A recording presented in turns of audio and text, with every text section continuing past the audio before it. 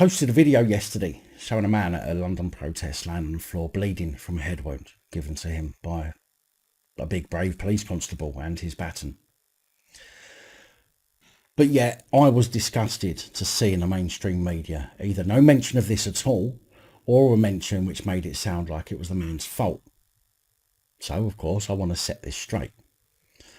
The fact that protesters are being labelled as anti-vax and far-right and also being made out to sound like terrorists by the media is appalling and utterly abhorrent in my opinion.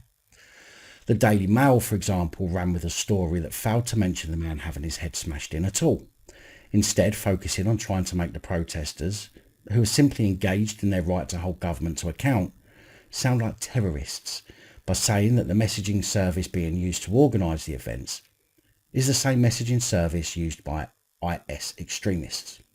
Not quite sure why they would want to make that connection other than to try and get the sheep of the country imagining that people fighting for their rights are a danger. Which they aren't. But I guess with propaganda such as coronavirus infection cases in London and the home counties going off the scale, there will still be a lot of people who are falling for this and will be blaming protesters for spikes, even though there doesn't seem to be any evidence to back up the fact protests have any influence on case rises in any particular area. Note the use of cases and not deaths, by the way. The Daily Mail even added a photograph to try and discredit the protesters by saying one protester was holding a placard reading "End the Lockdown," despite the second UK-wide restriction ending over a week ago, but yet failing completely to explain that lockdown doesn't necessarily mean the full nationwide lockdown, but instead is likely to relate to the restrictions on movement that are still in place. An image showing a woman being arrested with the caption "Protesters can be arrested for breaking COVID regulations," which include social distancing and safety regulations, when in fact they can't. The only time, as far as I'm aware, that a person can currently be arrested under COVID regulations outside of a business environment breach is if they fail to give their details in order to avoid a fixed penalty notice. Actually being there is not an arrestable offence, nor is being in a group of more than 2 people. However, throughout the entire Daily Mail article, there is no mention of the police making things worse, nor the fact that in other areas where police presence was minimal, there was very little or no issues whatsoever. Strange that. Even in the Metro, they ran with a story titled "Violent Clashes Break Out at Anti-Vax Protest on Day Mutant COVID is Revealed." And if you weren't aware, apparently there is a mutated strain of COVID. Surprise, surprise.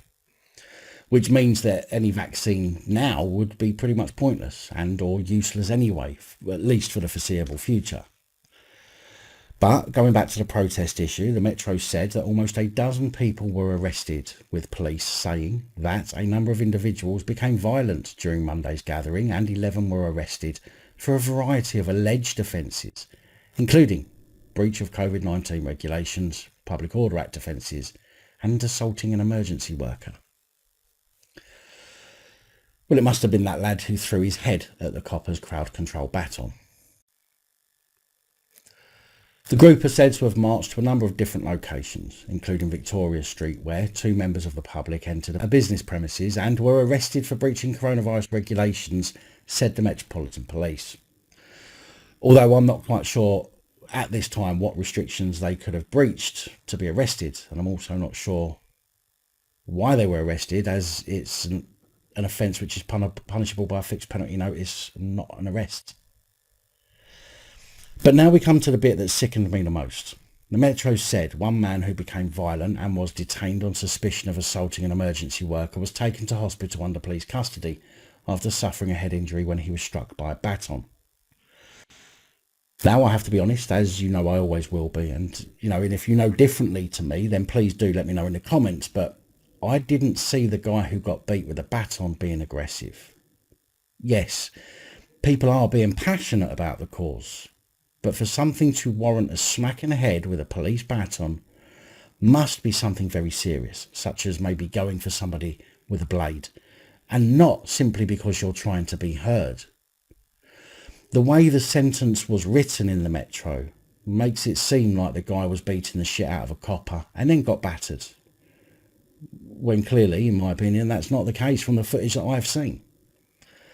I'm sick to death of the media and their clever lies and propaganda, turning the public against itself. And I'm even sicker of the public who simply swallow this bullshit without question.